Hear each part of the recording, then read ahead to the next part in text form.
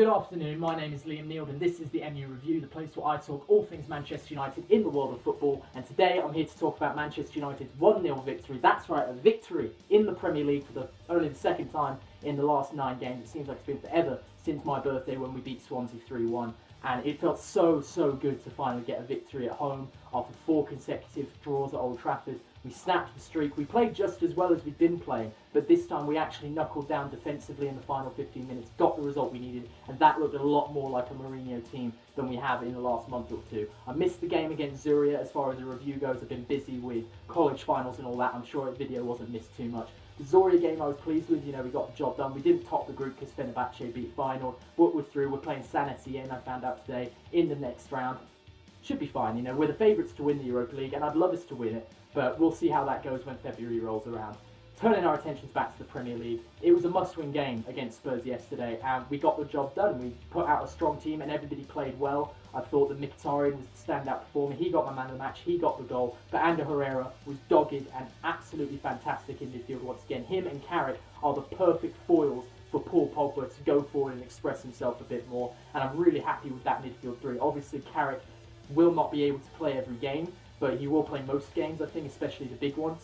I don't think he'll play at Palace on Wednesday, but I do think he'll play at West Brom next week, because that's a big game. West Brom not too far behind us in the table, so I'm happy to see him playing well. We do have to look towards, I think, Timothy Fosu-Mensah maybe coming in to replace Carrick in the long term. He's not the same type of player, but we do need to look to try and find somebody like Michael Carrick who can balance the team like that.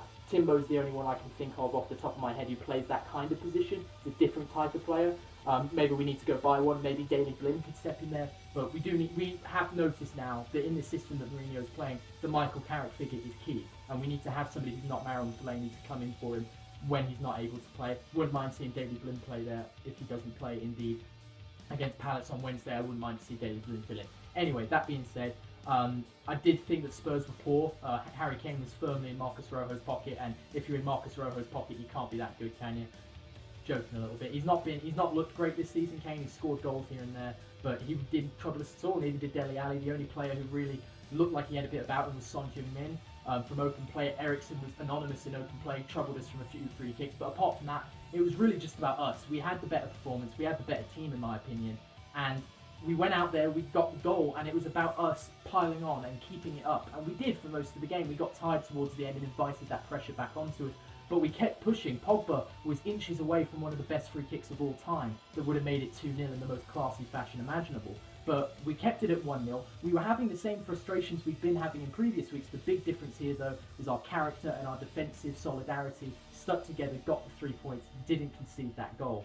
So, moving forward, we've got Palace on Wednesday, we've got West Brom next week, we've got Sunderland on Boxing Day. The games are coming thick and fast, but these are all winnable. Every single game for the rest of this month of December should be 3 points for Manchester United, and I'm not taking any excuses or exceptions.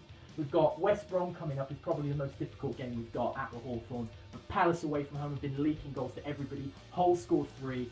Swansea scored 5. If we don't go and beat Palace 12-0, I'll be disappointed. 11-1 would even be a bit annoying.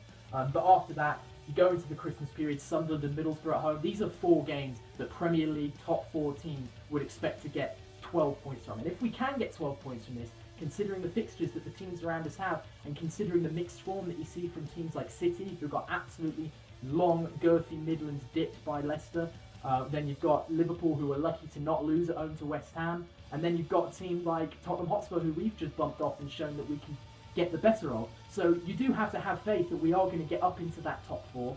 Chelsea and Arsenal obviously look a bit untouchable at the top, but that everything from there on down, as it stands right now, is completely wide open, and I would not be surprised to see Chelsea and Arsenal drop off as the season goes on. Even as good as Chelsea look with 9 wins in a row, they're not going to win every game for the rest of the season. They are favourites for the title right now, but I would not be surprised at all to see them go 3 or 4 games without a win here along the way, because that is how competitive the Premier League is. With that being said, Henrik Mkhitaryan, already mentioned it, man of the match, got injured, disappointing. Hopefully it's only a couple of games, that's what I've heard. He's definitely going to be out for the next 2. Hopefully he can be back in time for our Boxing Day fixture against Sunderland, because I think he could absolutely destroy David Moyes' back line there. I was very happy overall, obviously, with the result and the performance, and I do feel confident that we're moving in the right direction. That being said, if you've been watching my reviews, you know that I've been confident all season. It's just been more frustrating, and I'm glad that that frustration is now gone.